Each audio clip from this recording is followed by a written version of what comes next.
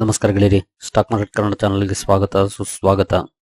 ಗೆಳೆಯರಿ, ವಿಡಿಯೋದಲ್ಲಿ ನಮ್ಮ ಮಾರ್ಕೆಟ್ಗೆ ಸಂಬಂಧಪಟ್ಟಂತೆ ಹಾಗೂ ಕೆಲವು ಸೆಕ್ಟರ್ಗಳಿಗೆ ಹಾಗೂ ಕೆಲವು ಇಂಡಿವಿಜುವಲ್ ಸ್ಟಾಕ್ಗಳಿಗೆ ಸಂಬಂಧಪಟ್ಟಂತ ಬಿಗ್ ಬ್ರೇಕಿಂಗ್ ನ್ಯೂಸ್ಗಳನ್ನು ತಿಳ್ಕೊಳ್ಳುವಂತ ಪ್ರಯತ್ನ ಮಾಡೋಣ. ಹಲವಾರು ಅಪ್ಡೇಟ್ಗಳಿದಾವೆ, ಹಾಗಾಗಿ ವಿಡಿಯೋನ ಕೊನೆವರೆಗೂ ನೋಡಿ ಪೂರ್ತಿ ವಿಚಾರ ತಿಳ್ಕೊಳ್ಳಿ. ಮುಂದುವರಿಯ ಮುಂಚೆ ಆಸ್ ಯೂಶುವಲ್ ಡಿಸ್ಕ್ಲೇಮರ್ ಕೊಡ್ಲಿಕ್ಕೆ ಇಷ್ಟಪಡ್ತೀನಿ. ಇಲ್ಲಿ ಕವರ್ ಮಾಡ್ತಿರುವಂಥ ಯಾವುದೇ ಸ್ಟಾಕ್ ಅನ್ನು ಕೂಡ ರೆಕಮೆಂಡ್ ಮಾಡ್ತಿಲ್ಲ. ನೀವು ಫರ್ದರ್ ಸ್ಟ್ರೀಮ್ ಮಾಡಿ ಎಡಿಷನ್ ತಗೊಳ್ಬಹುದು. ಆಸ್ ಎಜುಕೇಶನಲ್ ಪರ್ಪಸ್ ನಾನು ವಿಡಿಯೋ ನಿಮ್ಮ ಮುಂದೆ ತರ್ತಾ ಇದ್ದೀನಿ. ಬೇರೆ ಮೊದಲನೇ ಸುದ್ದಿಯನ್ನು ನೋಡಿದ್ರೆ ಡೊನಾಲ್ಡ್ ಟ್ರಂಪ್ಗೆ ಸಂಬಂಧಪಟ್ಟಂತಹ ಸುದ್ದಿ. ಆಕ್ಚುಲಿ ಯುಕ್ರೇನ್ ಹಾಗೂ ರಷ್ಯಾ ವಾರ್ ಬಗ್ಗೆ ಒಂದು ಅಪ್ಡೇಟ್ ಬಂದಿದೆ. ಇವತ್ತು ತುಂಬಾ ದೊಡ್ಡ ಮಟ್ಟದ ಡಿಸ್ಕಷನ್ಸ್ ರಷ್ಯಾದ ಜೊತೆ ನಡೆದಿದೆ ಅಮೆರಿಕದ್ದು. ಅಲ್ಲಿನ ಔಟ್ಕಮ್ ಬಹುಶಃ ಒಂದಷ್ಟು ಅಡ್ವಾಂಟೇಜಸ್ ಅನ್ನ ತರಬಹುದು ಅನ್ನುವಂತ ಎಕ್ಸ್ಪೆಕ್ಟೇಷನ್ಸ್ ಇದೆ. ಅವರು ಕೂಡ ಹೇಳಿರುವಂತದ್ದು ನೋಡಬಹುದು. Donald Trump says had productive discussions with Vladimir Putin, war in Ukraine could end. Productive discussions ಆಗಿದೆ. ಬಹುಶಃ ರಷ್ಯಾ ಯುಕ್ರೇನ್ ವಾರ್ ಕೊನೆ ಆಗ್ಬೋದು ಅನ್ನೋಂತ ಮಾತನ್ನ ಹೇಳಿದರೆ. ಬಟ್ ಗೊತ್ತಿಲ್ಲ ಎಷ್ಟರ ಮಟ್ಟಿಗೆ ಏನೆಲ್ಲ ಡಿಸ್ಕಷನ್ಸ್ ನಡೆದಿದೆ ಅಂತ. ಬಟ್ ಮೆಜಾರಿಟಿ ಮಾತುಗಳು ಇದ್ರ ಬಗ್ಗೆನೇ ಇರುತ್ತೆ. ಒಂದಂತೂ ನಮ್ಗೆ ಈಗಾಗಲೇ ಗೊತ್ತಿರುವಂತದ್ದೇ, ಅಮೆರಿಕ ಹಿಂದಿನ ತರ ಯುಕ್ರೇನ್ಗೆ ಸಪೋರ್ಟ್ ಮಾಡ್ತಾ ಇಲ್ಲ. ಹಾಗಾಗಿ ಬಹುಶಃ ಯುದ್ಧ ಎಂಡ್ ಆಗ್ಬೋದು ಅನ್ನೋಂತ ಎಕ್ಸ್ಪೆಕ್ಟೇಷನ್ಸ್ ಇದೆ. ಬಟ್ ಯುರೋಪಿಯನ್ ಯೂನಿಯನ್ ಅಮೆರಿಕಾಗೆ ವಿರುದ್ಧವಾಗಿ ಸಪೋರ್ಟ್ ಮಾಡ್ತಾ ಇದೆ. ಹಾಗಾಗಿ ಗೊತ್ತಿಲ್ಲ ಎಲ್ಲಿವರೆಗೂ ಹೋಗುತ್ತೆ ಅಂತ.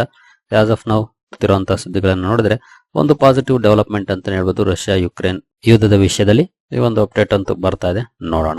ಇನ್ನು ನೆಕ್ಸ್ಟ್ ನ್ಯೂಸ್ಗೆ ನಾವು ಬರೋದಾದ್ರೆ ಅಗೇನ್ US ಗೆ ಸಂಬಂಧಪಟ್ಟಂತಹ ಸುದ್ದಿ ಅಂತಾನೆ ಹೇಳ್ಬೋದು. New era of uncertainty, out Trump's flip flopping tariff policy has jolted white collar job markets in US. ನೋಡಬಹುದು, more than 70% of Americans think it's difficult to find a better job than their current one, according to the recent Harris Poll survey for Bloomberg News. 70% Americans ಹೇಳ್ತಿದ್ದಾರೆ ಈಗಿರುವಂತ ಕೆಲಸವನ್ನ ಬಿಟ್ರೆ ಇದಕ್ಕಿಂತ better job ಸಿಗುವಂತ chances ಕಡಿಮೆ ಅಂತ. ಅಂದ್ರೆ ಈ ಟ್ಯಾರಿಫ್ ಸಮಸ್ಯೆಗಳು ಯಾವ ರೀತಿ ಇಂಪ್ಯಾಕ್ಟ್ ಅನ್ನ ಮಾಡ್ತಿದೆ ಡೈರೆಕ್ಟ್ ಆಗಿ ಅಥವಾ ಇಂಡೈರೆಕ್ಟ್ ಆಗಿ ಅನ್ನೋದನ್ನ ನೀವಿಲ್ಲಿ ಅಬ್ಸರ್ವ್ ಮಾಡಬಹುದು. ನೋಡಬಹುದು, job seekers are coming up empty handed and employers are cutting at the fastest pace in years. Those with stable seats are mostly holding on tight. ಕೆಲಸ ಸಿಗೋದು ಬೇರೆ ಮಾತು, ಆದ್ರೆ ಇರುವಂತ ಕೆಲಸಗಳನ್ನೇ ಕಟ್ ಮಾಡ್ತಾ ಇದ್ದಾರೆ. ಎಸ್ಪೆಷಲಿ ಇತ್ತೀಚಿನ ವರ್ಷಗಳಲ್ಲಿ ಕಂಪೇರ್ ಮಾಡಿದ್ರೆ ಅದು ದೊಡ್ಡ ಮಟ್ಟದಲ್ಲಿ ಈಗ ನಡೀತಾ ಇದೆ ಅನ್ನುವಂತ ಮಾತುಗಳು ಕೇಳಿ ಬರ್ತಾ ಇದೆ ಈ ಸರ್ವೆಯಲ್ಲಿ. ಇದಕ್ಕೆ ಪ್ರಮುಖ ಕಾರಣನೇ ನೋಡ್ಬೋದು, call it a new era of uncertainty ಜಾಸ್ತಿ ಬಿಲ್ಡ್ ಆದಷ್ಟು ಖಂಡಿತ ಕಂಪನಿಗಳಿಗೂ ಕೂಡ ಸಮಸ್ಯೆಗಳಾಗುತ್ತೆ. ಯಾಕೆಂತಂದ್ರೆ ಮುಂದಿನ ನಿರ್ಧಾರವನ್ನ ಏನ್ ತಗೊಳ್ತಾರೋ ಅಂತ ಗೊತ್ತಿಲ್ಲ. ಆ ನಿರ್ಧಾರದಿಂದ ಕಂಪನಿಗೆ ಲಾಭ ಆಗುವಂತ ನಿರ್ಧಾರ ಆಗಿರುತ್ತೋ ಅಥವಾ ನಷ್ಟ ಆಗುವಂತ ನಿರ್ಧಾರ ಆಗಿರುತ್ತೋ ಗೊತ್ತಿಲ್ಲ.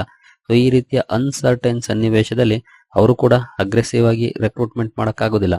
ಇನ್ ಕೇಸ್ ರೆಕ್ರೂಟ್ಮೆಂಟ್ ಮಾಡಿದ್ರ ಮತ್ತೆ ಲೇ ಆಫ್ ಮಾಡ್ಬೇಕಾಗುತ್ತೆ. ಲೇ ಆಫ್ ಮಾಡೋದಕ್ಕೆ ಹೋದ್ರೆ ಸಮಸ್ಯೆಗಳು ಇರುತ್ತೆ.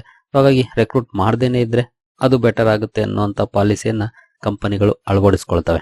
ಹಾಗಾಗಿನೇ ಒಂದಕ್ಕೊಂದು ಇಂಟರ್ಲಿಂಕ್ಡ್ ಇವು ಎಕಾನಮಿಗೆ ಖಂಡಿತ ಬಿಗ್ ನೆಗೆಟಿವ್ ಇಂಪ್ಯಾಕ್ಟ್ ಅನ್ನು ಮಾಡುವಂತವೇ ಆಗಿರ್ತವೆ ಹೋಗ್ತಾ ಹೋಗ್ತಾ. ಹಾಗಾಗಿ ಎಷ್ಟರ ಮಟ್ಟಿಗೆ ಈ ಸಮಸ್ಯೆಗಳಿಂದ ಆಚೆ ತರ್ತಾರೆ ಗೊತ್ತಿಲ್ಲ. ಆಸ್ ಆಫ್ ನೌ ಅಂತೂ ಟ್ಯಾರಿಫ್ ಅಂತ ಅದನ್ನೇ ಬೊಂಬ ಹೊಡಿತಿದ್ದಾರೆ. ನೋಡೋಣ ಈ ಸಮಸ್ಯೆಗಳಿಂದ ಎಷ್ಟರ ಮಟ್ಟಿಗೆ ಆಚೆ ತರ್ತಾರೆ ಅಮೆರಿಕದ ಜನರನ್ನ ಅಂತ. ಇನ್ನು ಫೆಡ್ಗೆ ಸಂಬಂಧಪಟ್ಟಂತ ಒಂದು ಅಪ್ಡೇಟ್ ಬಂದಿದೆ ನೋಡೋದು. Fed expected to cut rates twice this year. ಅಂದ್ರೆ ಈ ವರ್ಷದಲ್ಲಿ 2 ರೇಟ್ ಕಟ್ಸ್ ಅನ್ನ ಮಾಡಬಹುದು ಅನ್ನೋಂತ ಸುದ್ದಿಗಳು ಬರ್ತಾ ಇದೆ. ಆದ್ರೆ ಯಾವಾಗ ನೋಡ್ಬೋದು, ಸ್ಟಾರ್ಟಿಂಗ್ ಇನ್ ಸೆಪ್ಟೆಂಬರ್. ನಾವಿನ್ನು ಮಾರ್ಚ್ ಅಲ್ಲಿ ಇದೀವಿ, ಸೆಪ್ಟೆಂಬರ್ ಅಲ್ಲಿ ಸ್ಟಾರ್ಟ್ ಆಗ್ಬೋದು ರೇಟ್ ಕಟ್ ಅಂತ ಹೇಳ್ತಾ ಇದ್ದಾರೆ. ಇದು ಎಕ್ಸ್ಪೆಕ್ಟೇಷನ್ ಅಷ್ಟೇ. ಸೆಪ್ಟೆಂಬರ್ ಅಲ್ಲಿ ಆಗುತ್ತೋ ಅಥವಾ ಆಗಸ್ಟ್ ಅಲ್ಲೇ ಆಗುತ್ತೋ ಅಥವಾ ನವೆಂಬರ್ಗೆ ಹೋಗುತ್ತೋ ಗೊತ್ತಿಲ್ಲ. ಸೆಪ್ಟೆಂಬರ್ ಅಲ್ಲಿ ಅಂತಂದ್ರೆ ಆಲ್ಮೋಸ್ಟ್ ಇನ್ನು 2 ಕ್ವಾರ್ಟರ್ಸ್. ಕಂಪನಿಗಳ ಕತೆ, ಎಸ್ಪೆಷಲಿ ರೇಟ್ ಕಟ್ಗೆ ವೇಟ್ ಮಾಡ್ತಿರುವಂತ ಕಂಪನಿಗಳ ಕತೆ ಅಷ್ಟೇ ಅಂತಾನೆ ಹೇಳ್ಬೋದು. ಬಟ್ ನೋಡೋಣ ಏನಾದ್ರು ಚೇಂಜಸ್ ಆಗುತ್ತಂತ ನೋಡೋದು. Fed officials have signal they may be on hold for some time amid uncertainty around President Donald Trump's economic policies, particularly on trade. ಅವರು ಕೂಡ ವೆಯ್ಟ್ ಅಂಡ್ ವಾಚ್ ಮೋಡ್ಗೆ ಹೋಗ್ತಾ ಇದ್ದಾರೆ. ಅಂದ್ರೆ ಫೆಡ್ ಅಫಿಷಿಯಲ್ಸ್ ಇವರ ನಿರ್ಧಾರಗಳು ಎಷ್ಟರ ಮಟ್ಟಿಗೆ ಎಕಾನಮಿ ಮೇಲೆ ಇಂಪ್ಯಾಕ್ಟ್ ಮಾಡ್ತವೆ, ನೆಗೆಟಿವ್ ಆಗಿ ಮಾಡ್ತಾವ ಪಾಸಿಟಿವ್ ಆಗಿ ಮಾಡ್ತಾವ, ಅದನ್ನೆಲ್ಲವನ್ನ ನೋಡ್ಕೊಂಡು ನಿರ್ಧಾರವನ್ನ ತಗೊಳ್ಳೋಣ ರೇಟ್ ಕಟ್ ಬಗ್ಗೆ ಅನ್ನೋ ಒಪಿನಿಯನ್ಸ್ ಅವ್ರದ್ದು ಆಗಿದೆ. ಹಾಗಾಗಿನೇ ವೆಯ್ಟ್ ಅಂಡ್ ವಾಚ್ ಮೋಡ್ಗೆ ಹೋಗ್ತಾ ಇದ್ದಾರೆ. ಅದಕ್ಕೆಲ್ಲಾನು ಕೂಡ ಕಾರಣ ಅಗೇನ್ ಪ್ರೆಸಿಡೆಂಟ್ ಟ್ರಂಪ್. ನೋಡೋಣ ಏನೆಲ್ಲ ಡಿಸಿಷನ್ಗಳು ಬರ್ತವೆ, ನ್ಯೂಸ್ಗಳು ಬರ್ತವೆ ಎಸ್ಪೆಷಲಿ ರೇಟ್ ಕಟ್ಗೆ ಸಂಬಂಧಪಟ್ಟಂತೆ.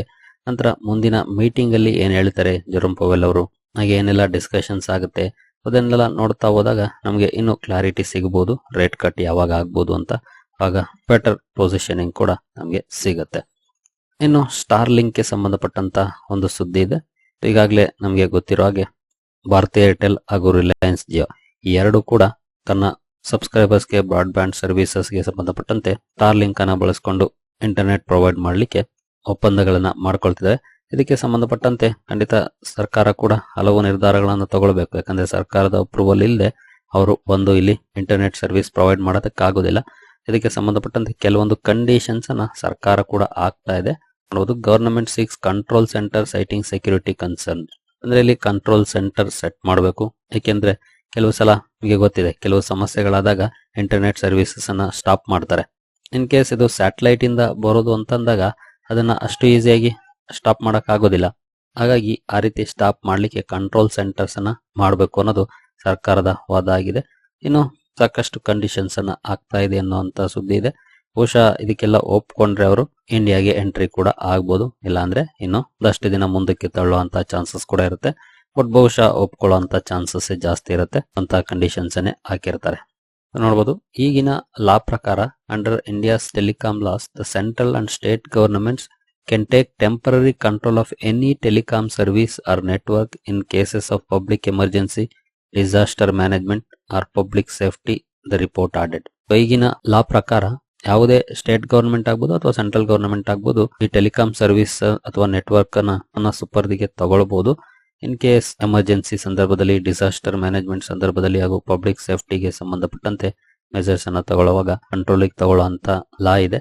ಅದೇ ರೀತಿ ಇದು ಕೂಡ ಇರಬೇಕಾಗುತ್ತೆ, ಅದನ್ನೇ ಫುಲ್ಫಿಲ್ ಮಾಡಬೇಕಾಗುತ್ತೆ. ಬಹುಶಃ ಅದಕ್ಕೆ ಒಪ್ಕೊಂಡ್ರೆ ಈಸಿಯಾಗಿ ಪರ್ಮಿಷನ್ ಕೂಡ ಸಿಗುತ್ತೆ.